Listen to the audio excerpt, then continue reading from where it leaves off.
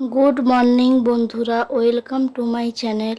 সবাইকে জানাই অসংখ্য ধন্যবাদ। আমার সঙ্গে যারা আছো, আমার ভিডিওগুলোকে যারা লাইক সাবস্ক্রাইব করেছো, তোমাদেরকে সঙ্গে নিয়েই আমি আমার সকালের ভিডিওটি শুরু করেছি।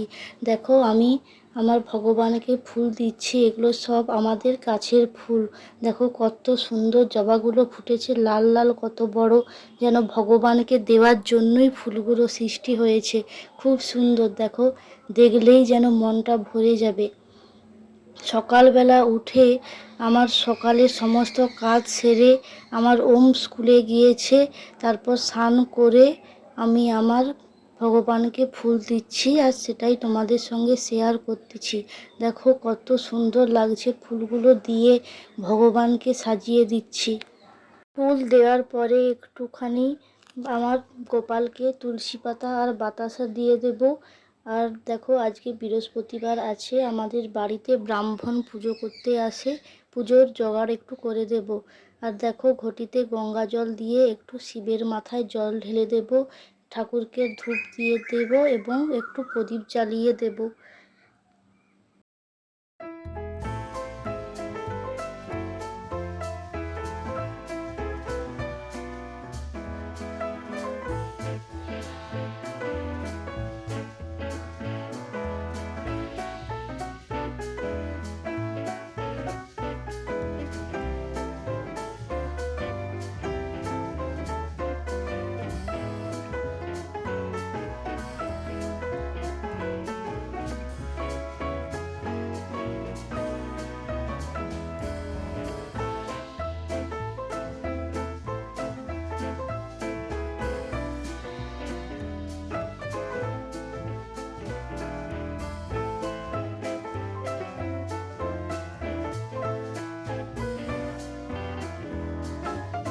দেখো, আমাদের ঠাকুরের এখানে একটা ধানের গাছা দেওয়া হয়েছে এবং কয়েকটা ময়ূরের চূড়া দেওয়া হয়েছে। দেখো, ময়ূরের চূড়া, ময়ূরের যে পালকগুলো সেইগুলো দেওয়া হয়েছে। আর দেখো, ফুল দেওয়ার পরে ভগবানকে কত সুন্দর লাগছে।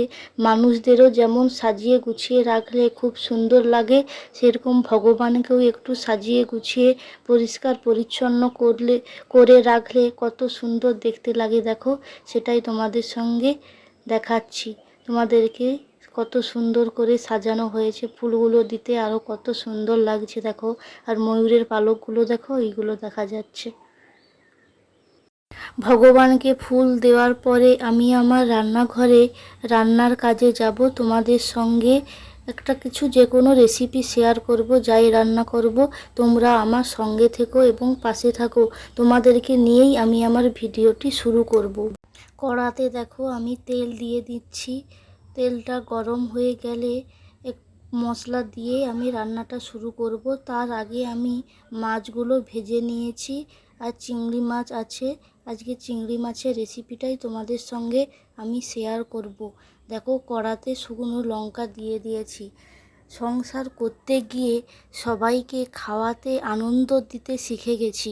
ঠোঁটের এক কোণে হাসি দিয়ে ধন্যবাদ শোনার বিনিময়ে আমরা নিজের রান্নার স্বাদ পেতেই ভুলে গেছি। আগে মা রান্না করলে ভালো খারাপ খুব সহজেই বলতাম। এখন মায়ের কষ্টটা আমরা সত্যিই বুঝতে পারি। আমরা মায়ের জায়গায় এসে সেই অনুভূতিটা এখন ঠিক বুঝতে পারছি। আগে অতটা কিছু বুঝতাম না। এই কথা বলতে বলতে দেখো, কড়াতে আমি তেলটা গরম হয়ে যাওয়ার পরে পেঁয়াজ আর লঙ্কা দিয়ে ভালো করে ভেজে নিচ্ছি। তোমরা দেখতে থাকো। পেঁয়াজগুলোকে আমি ভালোভাবে ভেজে নেব, লাল লাল করে।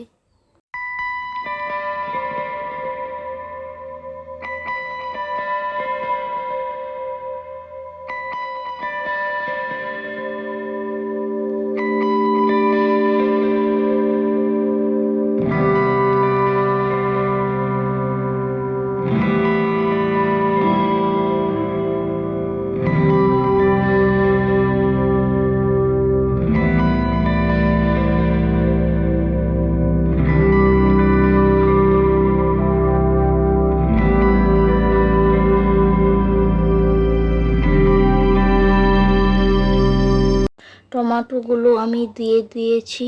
টমেটোগুলো একটু টক তো সেই জন্য পেঁয়াজগুলো ভালো করে ভাজা হয়ে যাওয়ার পর টমেটো দেওয়া উচিত, না হলে না পেঁয়াজগুলো একটু গোটা গোটা হয়ে থাকে। তারপরে একটু দেখো হলুদ জলে গুলিয়ে রাখছিলাম সেটাই দিয়ে দিয়েছি, আর একটু ধনা পাতা দিয়েছি আর কাঁচা লঙ্কা দিয়েছি, দিয়ে ভালো করে মশলাটা আমি কষে নিচ্ছি। আর দেখো একটুখানি আমুল দুধ গরম জলে, হালকা উষ্ণ গরম জলে দিয়ে নিচ্ছি। আমার কাছে কোনো চারমগজ পোস্ত ছিল না, এইটা দিয়েই কাজ চালিয়ে নিচ্ছি। মশলাটা আমি ভালো করে কষে নিয়ে তারপর চিংড়ি মাছগুলোকে দিয়ে দেব মশলার উপরে। আমি কিন্তু কাঁচা চিংড়ি মাছই ইউজ করছি। কড়াতে দিয়ে আমি মশলার সঙ্গে ওই চিংড়ি মাছগুলো ভালো করে নেড়ে নেব আর মিশিয়ে নেব। আর চিংড়ি মাছ আলাদা করে ভাজার কোনো দরকার নেই, কাঁচা চিংড়ি মাছ দিয়েই খুব সহজে এটা বানানো হয়ে যাবে। আর চিংড়ি মাছও ভাজতে বেশি সময় লাগে না। দেখো আমার রান্না প্রায় কমপ্লিট, একটুখানি জাস্ট জল দিয়ে ফুটিয়ে নেব চিংড়ি মাছের রেসিপিটিকে, তারপর হয়ে গেলেই আমার রান্না কমপ্লিট ডান। তোমরা যদি আমাকে একটুও ভালোবাসো, আমার এই ভিডিওটি যদি তোমাদের একটুও পছন্দ হয়, তোমরা প্লিজ লাইক সাবস্ক্রাইব করে দিও এবং আমাকে অনেক অনেক ভালোবাসা দিয়ে থেকো। বাই, আবার দেখা হবে।